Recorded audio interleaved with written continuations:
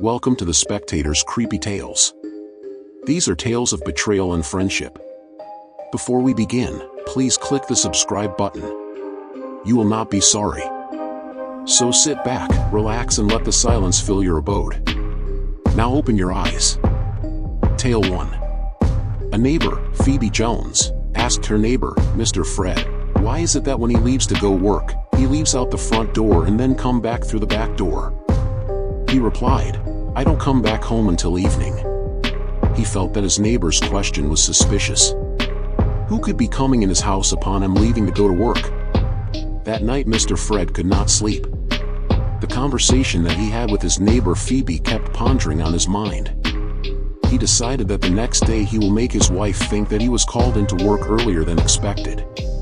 Next, he will return home to see who is entering his house through the back door.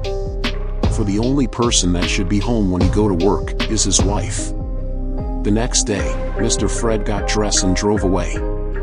He waited, and within 30 minutes to an hour he returned home. The house was quiet until he neared his bedroom. He opened the door and caught his wife in the act with another man. Mr. Fred was so angry that he made both the man and his wife go outside naked so everyone could see. Eventually, someone gave them clothing to cover themselves. Mr. Fred tossed her clothes on the lawn. He divorced her and never looked back. Tale 2. Greg Hannon moved to Savannah, Georgia, but he was from Los Angeles, California. He wanted to move to the Southeast for comfort too. He visited Savannah in the past for business reasons. He liked the rich culture and the historical value of the small city. He was hired to work as a manager in a corporate office. He worked in the acquisition and compliance division. He was making more money than he expected. He lived in an apartment, however, 6 months later he purchased a home. Everything was going as planned. He was fulfilling his goals.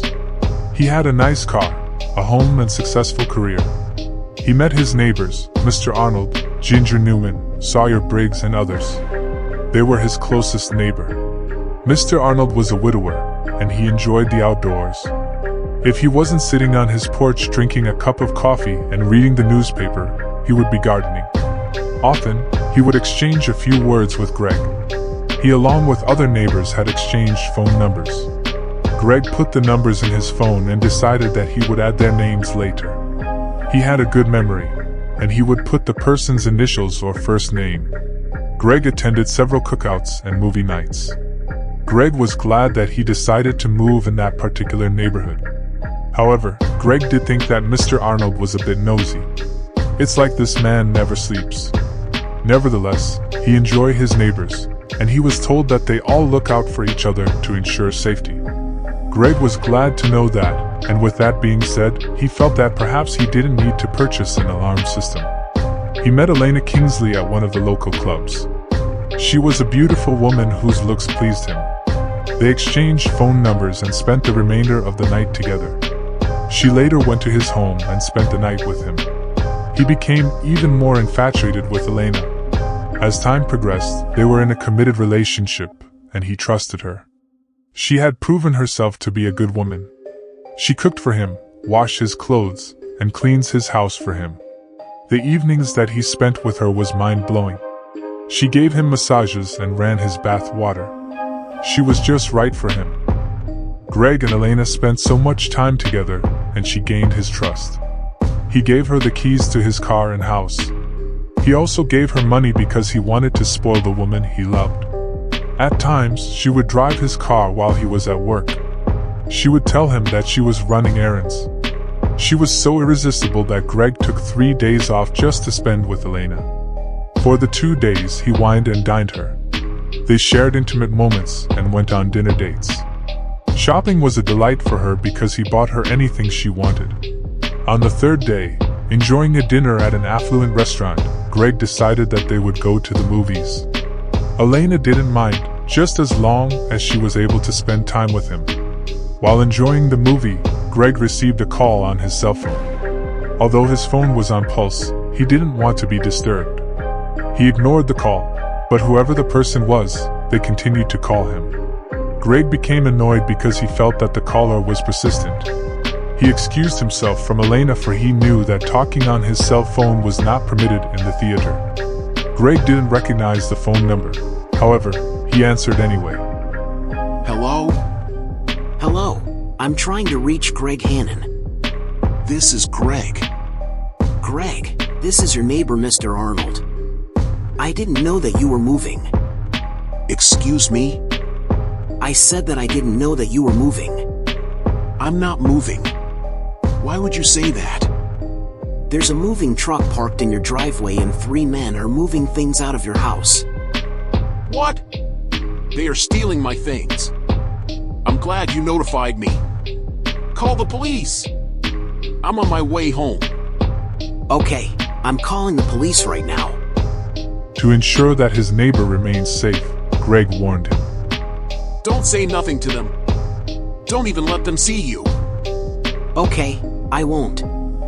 Call the police. I'm on my way home now. Okay. Greg stood there angry with Elena coming out to see if everything was okay. He told her that there is an incident going on at his house. They both left the theater and Greg drove top speed. Elena was puzzled and scared.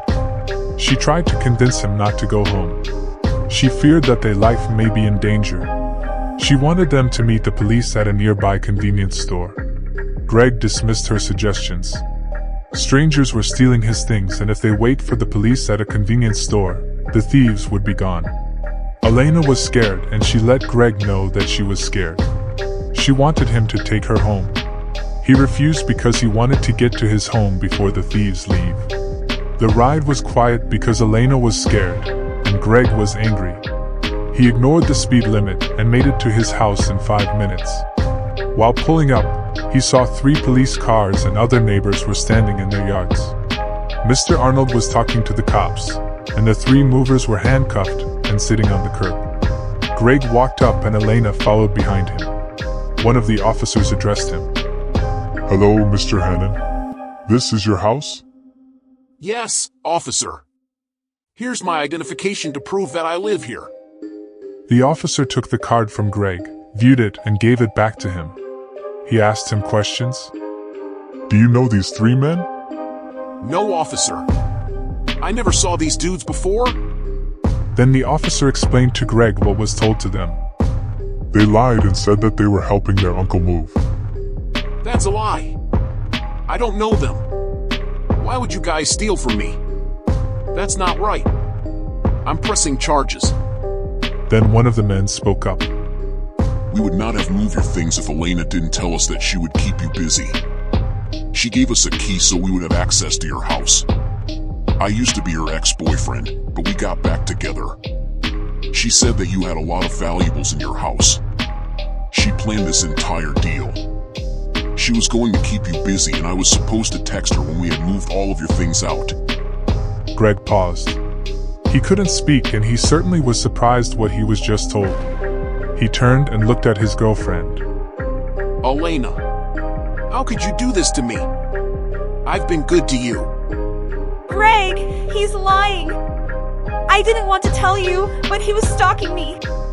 He followed me and found out where I lived. He said that he would make my life miserable because I wouldn't get back with him. The man spoke up again. You're lying, Lena. You made a copy of the keys and gave it to me. You got me and my friends in trouble, and we will not go down alone. The other 2 men agreed, and Elena was at a loss of words. Greg then reacted to what the men said about Elena. I don't believe this. I was bamboozled. You are a liar. You never loved me. I gave you anything you wanted. Anything you wanted, I would get it for you. Elena walked up to Greg and held his hands. I swear they are lying, baby. Baby, look at me. I'm not lying to you. Greg pulled away from her. Don't touch me. Officers? The officer approached Elena and handcuffed her. As the female police officer led her away, she cited the Miranda rights to her. Elena cried and continued to claim her innocence. She was placed in a separate vehicle from the men. Greg made sure that he retrieved his keys from the thief and Elena. The truck was taken away and everything inside had to be processed and placed in the evidence room. Greg was unable to get his property back until after the trial. The only thing that remained in his home was his bed. Before and after the trial, he received crank calls, so he changed his number. Unfortunately, someone vandalized his car. He had to endure all of the drama until the trial was over. Elena was sentenced to 15 years, and the 3 men were sentenced to 10 years. Greg was able to get his possessions back.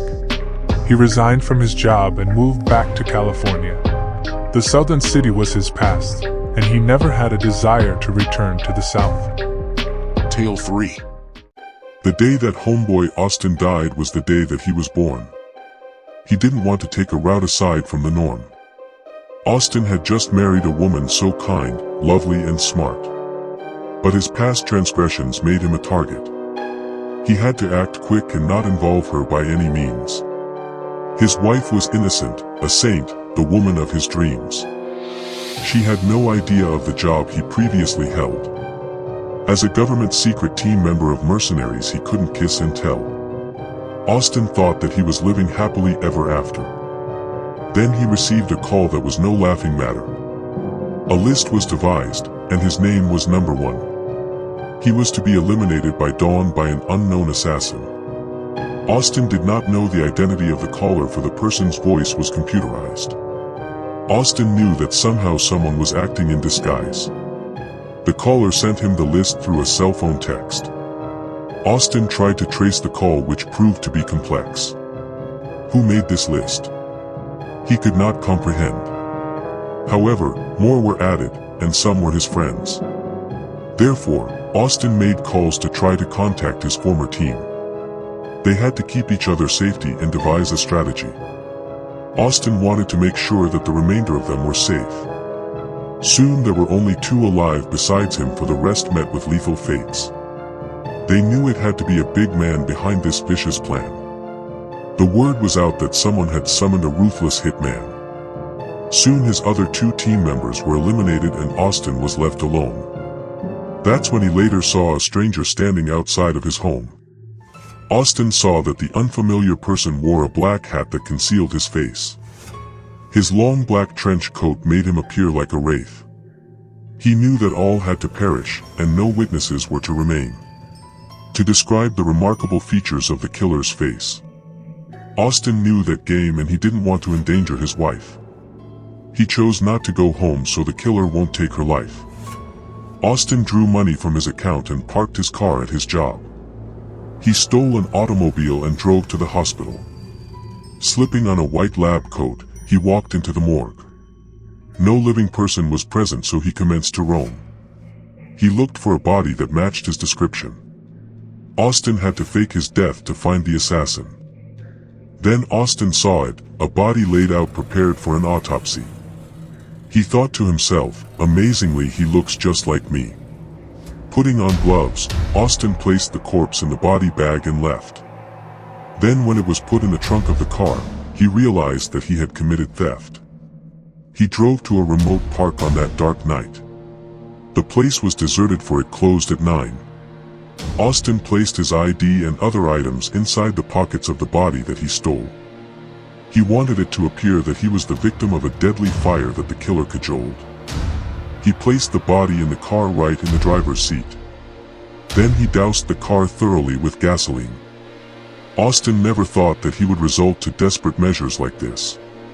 But his life was hanging in the balance, and he had to act quick. He looked around to make sure the coast was clear. Then he heard the sound of a car drawing near. Austin lit a match and dropped it to the ground in haste. Immediately the fire followed the trail of gas at a fast rate. The car he stole exploded and the fire was intense. Maybe he used too much gasoline, but he couldn't relent. Hiding in the woods, Austin was startled to see a police car approach. 2 officers exited the car and watched as the car exploded. Then one ran to the trunk of his car and pulled out an extinguisher. The other talked on his radio to alert the operator of the emergency services. Austin moved quietly yet swiftly, not attracting any attention. No one could know that he was alive, or his life would be in danger. Austin changed his lifestyle and wore the clothes of a wanderer. He lived as a drifter, a vagabond, and he became more humble. He lived in the woods or in abandoned places, only surfacing at night to buy a newspaper. After 2 days, Austin was declared dead by the medical examiner. His driver's license was found, but his body was burned beyond recognition. His wife was devastated and could not cope with the loss. For the man she had just married is now dearly departed. She didn't know how much he saved her life from the hands of a murderer. Yet he had to devise a plan to snuff out the culprit. Rainy nights he would watch her to ensure her safety. Austin wanted to make sure that she was out of danger. Oh, how he wanted to hold her and show her his love. Yet he had to be careful not to blow his cover. One day he went into a store to buy a snack or something. Then he noticed that the cashier was watching the television. She was watching the news, and what he heard was disturbing. A detective was hired to investigate the recent murders. Austin's name was mentioned because of his gruesome demise. He grew alarmed because of the detective assigned. He wore a black hat and trench coat like the man that he witnessed. He was standing outside Austin's house holding possibly the hit list. It was said that a body was missing from the morgue. How did they discover the missing corpse? Austin was so careful. He had to act fast because this man has now declared to be a detective investigating Austin's death. There has to be something that he can do to come clean. Then he thought something beyond his wildest dreams. He turned himself in to the police chief. He knew him since childhood, and that gave him relief. Austin explained himself by revealing his story about the list. He received minor charges, but he was later released on his own recognizance.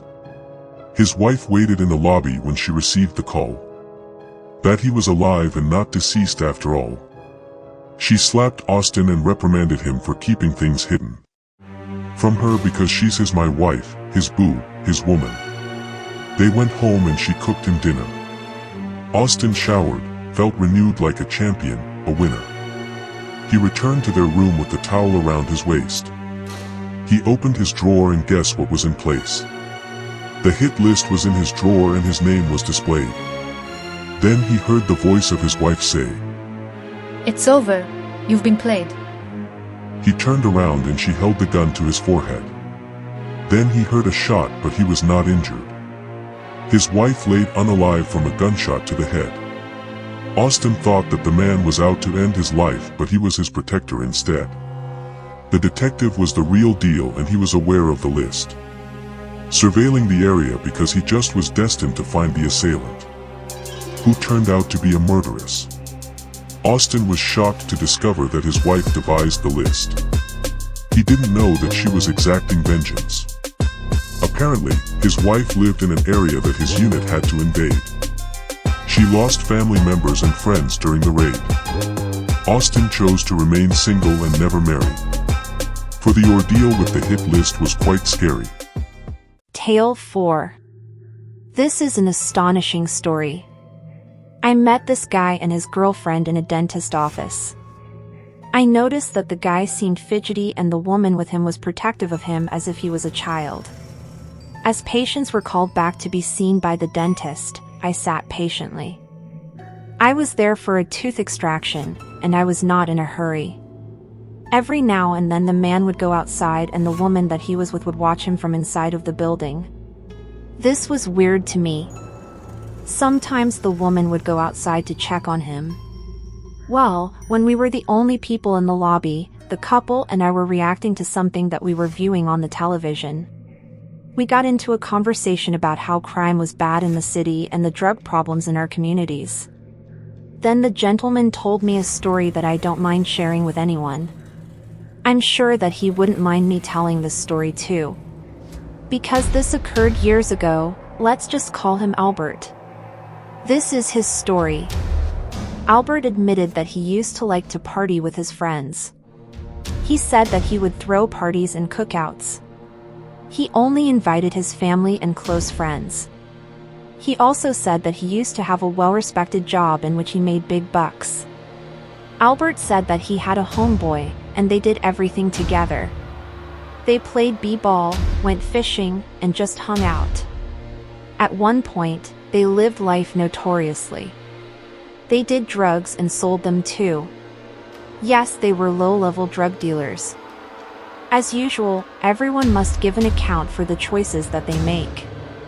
Albert served time as well as his friend. This guy was his friend, and he trusted him like he was his own brother. When Albert and his friend were released from prison, they rarely saw each other. Then one evening the two men saw one another. They sat down in the park and reminisced of old times. Surprisingly, Albert's friend had marijuana. He gave Albert a cigarette and the friend had his own. Albert smoked more marijuana that his friend supplied. He didn't realize that his friend had stopped smoking after a while and was just laughing at him, tripping. Needless to say, Albert became sick and he had to be hospitalized. He almost died and he was incoherent. After recovering in the hospital, Albert said that he was later transferred to a mental health facility in which he stayed for 6 months. He said that the guy that he thought was his best friend laced his special cigarette with LSD and who knows what else. This is what he explained happened after smoking the laced cigarette. After arriving to the hospital with a fever, more symptoms surfaced. He commenced to sweating, vomiting, and his blood pressure was high. Paramedics marked that he was also delusional and had visual hallucinations. Albert's pupils were dilated, he had tremors, and then he started to convulse. He saw the police as a threat and began to fight them. The police officers had to restrain him and handcuff him to the gurney. While at the ER, doctors had to administer various medications to control the seizures. Albert was fighting for his life because his heart stopped twice. He had an allergic reaction to the drugs that his homeboy gave to him. He was not the same. As a result, Albert has physical and mental health issues. He has a heart condition, and he occasionally has seizures. Mentally, he has flashbacks from time to time, and he has been diagnosed with psychoses, paranoid schizophrenia, bipolar mood disorder, some PTSD, and depression. He's been frequently admitted to the hospital and to the mental health care facility. Albert can do for himself in regard to quality daily care, however, he is very forgetful. He is unable to work because he can't stand on his feet too long, and at times he has to be in a wheelchair. Albert has his good days and his challenging days. Yet he does have people who loves him. His girlfriend and his mother care for him. Worst of all, when Albert saw his friend again, he said, "Man, I know that you laced my cigarette.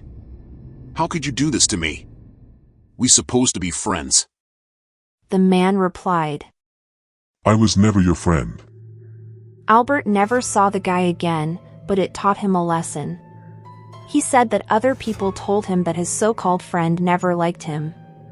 He bad-mouthed Albert all the time. Now Albert don't hang out anymore. He remains at home. It is a shame that this young man had to find out the hard way, that you can't call everyone your friend. It was really heartbreaking to hear Albert's story. My prayer for him is continually that he has a better quality of life and that he will be careful of the choices he makes. He still has logic, and my prayer is for him to have a closer relationship with God too. Salvation is free. I never saw Albert again, and I often wonder how he is progressing. Yet I know that he was in the best possible care. The horrible ordeal that he had to undergo was the result of him smoking an unusual cigarette-laced LSD. It has had a lasting effect on him. So people wake up. Drugs is not the solution. Albert is not the same physically, but he still has hope. Knowledge is power, and use wisdom when choosing friends and don't use drugs. Tale 5.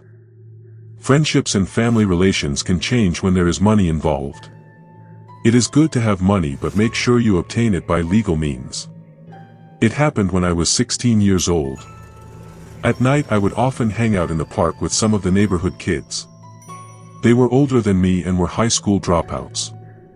Although they were cool guys, my parents didn't know about them or else they would punish me. They would often remind me that I should have friends that would impact my life and not distract from it. Mom and Dad supervised who I hung out with, and who called me on the telephone. When I wanted to go somewhere, I would have my parents assuming that I was going to the mall to meet with friends from school. I don't know what happened, but my plans abruptly came to an end.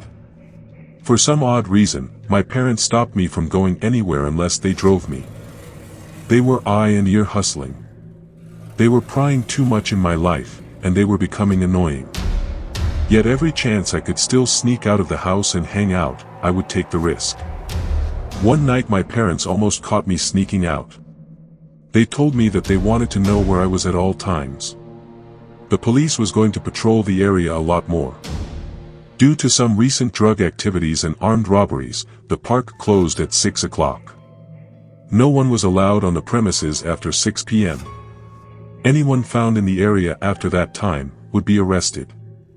Oftentimes hanging out with my two buddies, who for the sake of privacy, I will call them Rick and Benji, we defied the rules. Most of the time we would still go to the park after hours because we knew how to hide from the police. Climbing and hiding in trees was fun. I was angry because I was wondering who could be committing the robberies. The criminal activities caused a curfew to be issued. Rick and Benji said not to worry for they knew that we would never get caught hanging out. They proved to be right. If we saw a car passing, or someone walking, we became curious if they could be the individual menacing our neighborhood with robberies. Yet the investigation continued, and cops invaded the neighborhood like soldiers in a war zone. For the most part, I continued to hang out with my friends every chance I could. We would covertly meet in the park and hide when we would see a police car approaching. When the coast was clear, we would sit on the swings and talk just about all night. I made sure to do this when my parents were asleep. Benji and Rick stayed in the park even when I had gone home. Well, it just so happened that my aunt passed away, and I had to go out of town with my parents to attend her funeral. When I returned home a couple of days later, I was unable to get in touch with Rick and Benji. I walked over to Rick's house because he only stayed 3 blocks away from me, but no one was home. Benji lived on the other side of town, and it was too far to walk. I only saw him when he hung out at Rick's house. Their parents were good friends, so Rick and Ben were like brothers. I almost gave up until I was cleaning my room. Someone knocked on my window. I pulled back my curtains and saw that it was Rick. He asked me if I could meet him at the spot.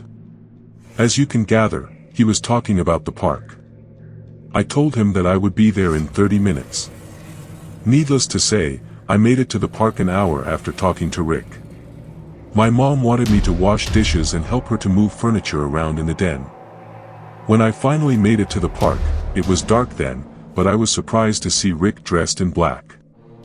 As he came out from hiding, it seemed like he appeared out of nowhere. Maybe because he and Benji were professionals at hiding from the police. Rick had a cigarette in his hand, but it was not lit. He was sweating and he kept bending over like he was in pain. Yet he sat down on a bench and had a sad disposition. Rick had his jacket zipped all the way to his neckline like he was cold. However, it was the summertime. He was acting weird, but Rick acted that way at times. I know that he hid because we had to be careful being that we were there illegally.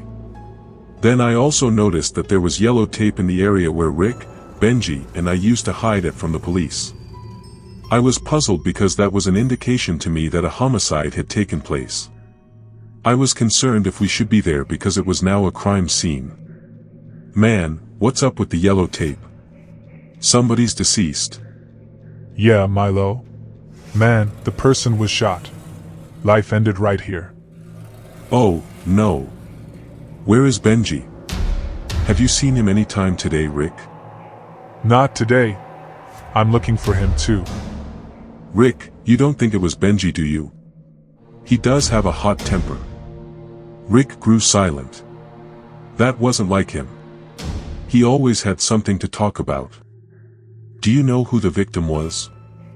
Rick just looked down like he was avoiding me. He kept looking away, but he did utter an odd response. I'm looking for Benji. Rick, I know that, but why didn't you answer my question? Rick put the non-lit cigarette to his mouth and then he repeated the same phrase. I'm looking for Benji, man. I need to tell him that I'm innocent. Now things were getting more complex. Benji is missing and Rick is repeating himself like he's a robot. Not only is his behavior odd, but there is an air of darkness about him. He's creepy. I hope that he is not responsible for what caused the fatality in the park. Yet I felt that I had to keep questioning him. Rick, what are you talking about, man? Innocent of what? Suddenly, we saw a police car in the distance. Oh no, Rick. We better go home. Just stay calm, Milo, or you can hide. He can't see me anyway. Okay, you keep thinking that you're invisible, Rick. I'm going home. Rick was really getting on my nerves. Someone lost their life in the park where we used to hang out. Benji is missing and Rick's acting like a criminal. Okay, but if you see Benji, tell him that I'm looking for him. What was going on here? That's the only thing that Rick was saying consistently. It was really getting on my nerves. I had to get away from him or I was going to eventually whip his. You know what I mean. I just had to go. Whatever, Odd Thomas. Why don't you call him yourself? Besides, I went by his house, and he wasn't home. There was a long silence. He kept looking at the crime scene and I perceived that he was avoiding actually looking at me. He acted like he was guilty of something. Our friend was nowhere around, and he was acting nonchalant. Just call him later, Rick. Rick looked down at the ground. Then he spoke again. Milo, I can't. There are restrictions. Just tell him to meet me in the park. Okay, man. Since you are being a pain, I will do that. Finally, Rick looked up at me.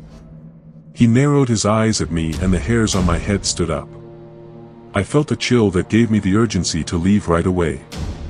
He was really acting weird. His face looked pale, and his eyes were empty. It's like he had no care in the world. He didn't shake my hand as usual or give me a fist pump. He kept his hands in his jacket pocket. I went home and tried to call Benji again, but there was no answer. I don't know what was going on with my boys, but things were getting weird. Benji was missing in action and Rick was weirding out like he was in the Twilight Zone or something. Annoyed, I decided to just leave it alone. I wasn't calling Benji anymore that night. I would see him when I see him. Well, I showered, got into bed and decided to watch television. Suddenly, my mom ran into my room, grabbed my remote control from my nightstand and turned the channel. Mom, what's going on? Why did you burst into my room like that? My mom looked at me like I was an ant in the potato salad or a gnat at a picnic. I humbled myself and apologized. Not accepting my apology, my mother reprimanded me with her words. I told you before that this is me and your dad's house. So that make this room my room. You're just an occupant. Sit up. You need to look at the news. This is very upsetting. I can barely talk. This is why I always want to know who your friends are and why you have to tell me where you're going. I'm glad that you wasn't hanging out at that park. I saw how concerned my mother was. She was pacing the floor. I started watching breaking news. The news reporter talked about the homicide that occurred in the park down the street from me. I was waiting to hear that Rick was the suspect. To my horror, I saw on the news that Benji was arrested for the deadly incident in the park. The worst part of it, he unalived Rick. It was speculated that Benji and Rick were committing the armed robberies in the park near our meeting spot. Allegedly, Rick was supposed to share the money, but he kept it for himself. Yet I found out the truth from a source. That is not really what happened. Rick put up the money in his room and they were going to divide it later, but his mother was an addict. She searched his room for a couple of dollars and found the money stashed in a gym bag in his closet. She took it and spent it on her habit.